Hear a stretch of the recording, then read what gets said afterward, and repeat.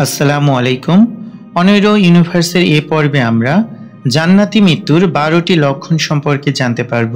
1. মৃত্যুর সময় কালিমা পাঠ করতে পারা।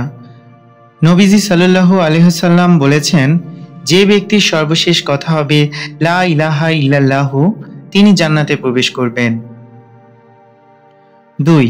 মৃত্যুর সময় কপালে ঘাম বের হওয়া। বুরাইদা বিন হাসির রাদিয়াল্লাহু আনহু হতে বর্ণিত, তিনি বলেন, আমি নবী সাল্লাল্লাহু আলাইহি ওয়াসাল্লামকে বলতে শুনেছি, মুমিন কপালে ঘাম নিয়ে মৃত্যুবরণ করে। 3. জুমার রাতে বা দিনে মৃত্যুবরণ করা। যে ব্যক্তি জুমার রাতে বা দিনে মৃত্যুবরণ করেন, আল্লাহ তাকে কবরের আযাব থেকে নাজাত দেন। 4. আল্লাহর রাস্তায় যুদ্ধরত অবস্থায় মৃত্যুবরণ করা। যে ব্যক্তি আল্লাহর রাহে নিহত হয়, সে শহীদ। 5. প্লেগ রোগে মৃত্যুবরণ করা। প্লেগ রোগে মৃত্যু প্রত্যেক ঈমানদার এর জন্য শাহাদাত। 6. যে কোনো পেটের পীড়াতে মৃত্যুবরণ করা। যে ব্যক্তি পেটের পীড়াতে মৃত্যুবরণ করবে, সে শহীদ। 7. কোনো কিছু ধসে পড়ে বা পানিতে ডুবে মৃত্যুবরণ করা। 8. গর্ভবতী অবস্থায় নারীর মৃত্যু। যে নারী পেটে বাচ্চা নিয়ে মারা যায়, সে শহীদ। 9. আগুনে পুড়ে এবং যক্ষ্মা রোগে মৃত্যু।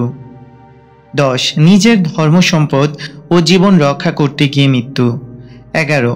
আল্লাহর রাস্তায় প্রহরীর দায়িত্ব পালন করতে গিয়ে মৃত্যু।